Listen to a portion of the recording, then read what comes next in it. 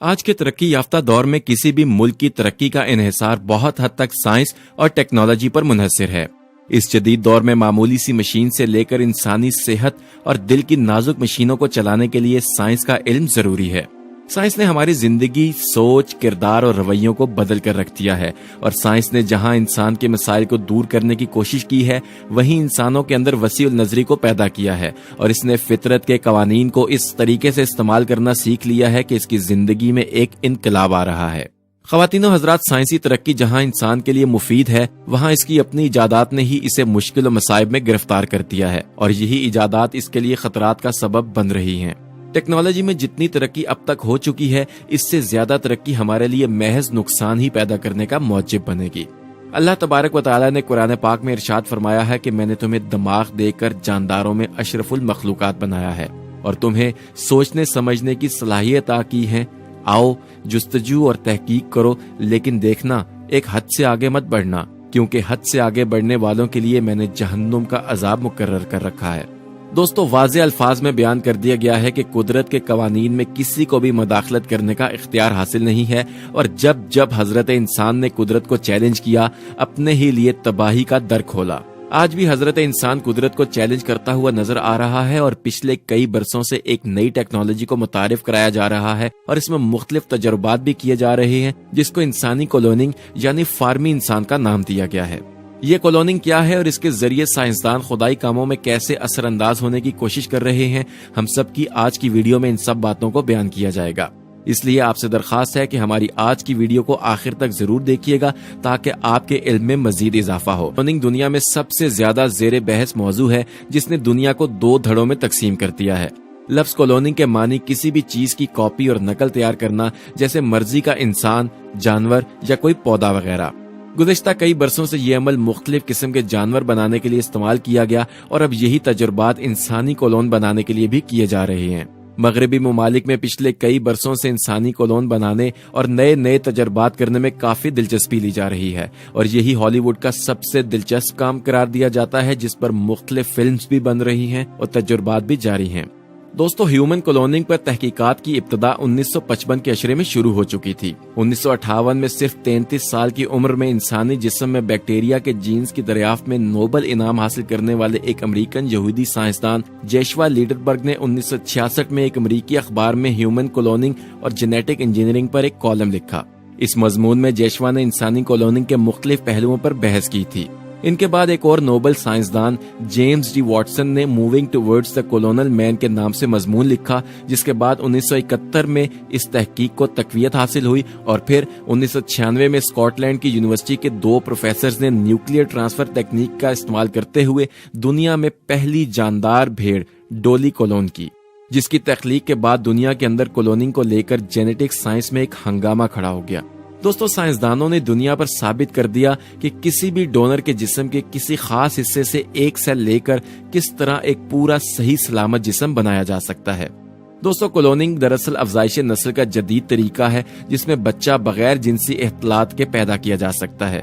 اس سے قبل یہ ٹیکنالوجی پودوں اور معذور افراد کے علاج کے لیے استعمال کی جاتی رہی، جس سے لاکھوں معذور افراد مستفید ہو کر مکمل زندگی گزارنے کے قابل ہوئے۔ ڈاکٹر ویلمٹ نے بذریعہ کلوننگ بھیڑ کے بچے کی پیدائش کی کامیابی پر اپنی نئی تخلیق کا نام ڈالی رکھا۔ ڈالی اپنے آغاز سے ہی دنیا بھر میں ہدف تنقید بن گئی، اور اس پر پابندی لگانے کا مطالبہ زور پکڑنے لگا۔ جنوری 1998 میں امریکی سائنسدان ڈاکٹر رچرڈ سیڈ نے اعلان کیا کہ وہ عنقریب انسانی کلوننگ شروع کر رہا ہے، جس پر ایک بار پھر یہ موضوع زبان زدِ عام ہو گیا۔ اس پر جہاں سائنسی دنیا نے اعتراض کیا، وہیں مذہبی حلقے بھی اس کی مخالفت میں پیش تھے۔ ان کا خیال تھا کہ یہ تکنیک خدائی اختیار میں دخل اندازی ہے، اور فطرت کے خلاف یہ کام سیکولر مذہبی تہذیب کی ایک سازش ہے، اور اس تکنیک کو جاری رکھنا اللہ کے غضب کو دعوت دینا ہے۔ فرانسیسی سائنسدان کا کلوننگ کے ذریعے پہلی کلون بچی ہوا کی پیدائش کے دعوے پر ایک بار پھر کلوننگ دنیا میں ہدف تنقید بن گئی۔ ایک بار پھر اس کی حمایت اور مخالفت میں دلائل دیے جانے لگے، اور علماء کی طرف سے اس کے خلاف فتوے جاری کیے گئے، اور اس کی مخالفت میں دوسرے مذاہب کے ساتھ ساتھ مسلمان بھی پیش ہیں۔ دوستو، اس وقت 2000 افراد ایسے ہیں جو کلوننگ کرانا چاہتے ہیں، اور آئے دن کلون بچے کی پیدائش کے دعوے بھی کیے جا رہے ہیں۔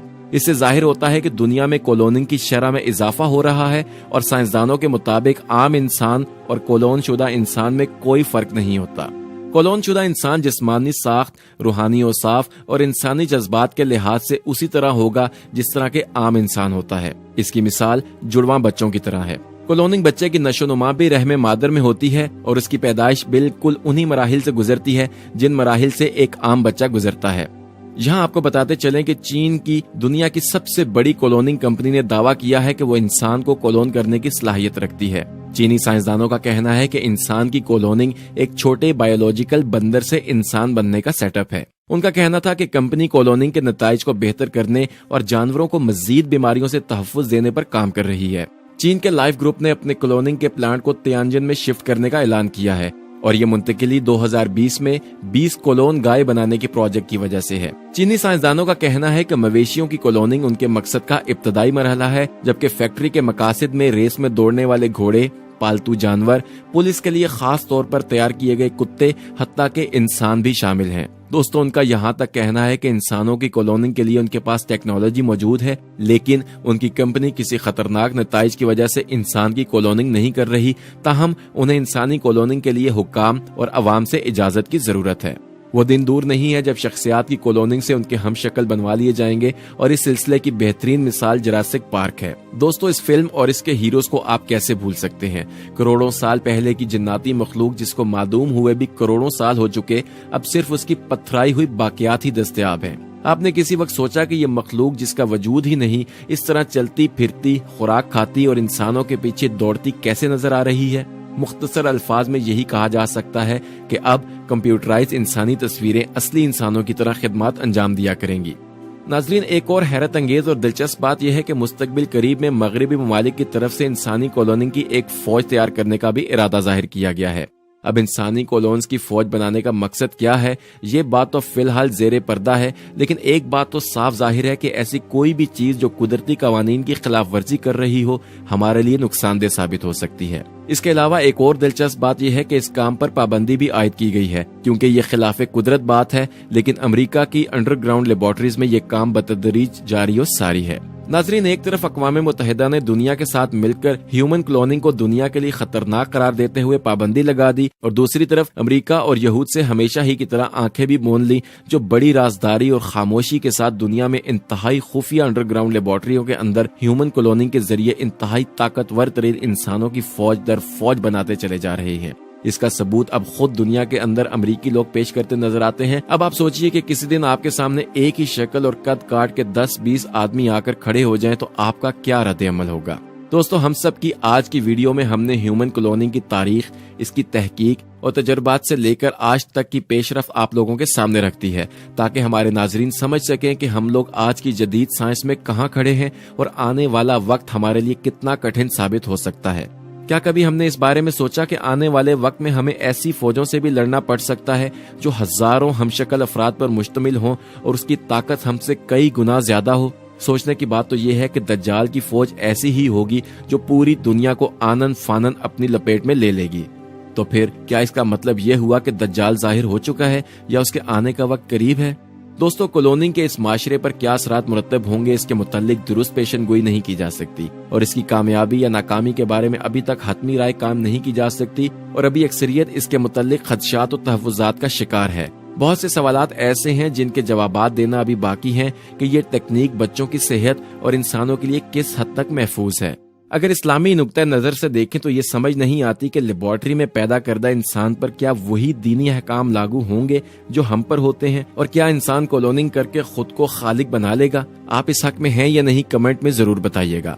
اہم بات یہ ہے کہ قرآن ہمیں ہمارے گزرے وقت اور آنے والے وقت کے حوالے سے سب بتا رہا ہوتا ہے، لیکن ہم غور نہیں کرتے اور نہ ہی آیات کو سمجھنے کی کوشش کرتے ہیں۔ یہی وجہ ہے کہ مسلم قوم آج تباہی کے گڑھے میں گرتی نظر آ رہی ہے۔ دعا ہے کہ اللہ ہمیں قرآن پڑھنے اور سمجھنے کی توفیق عطا فرمائے۔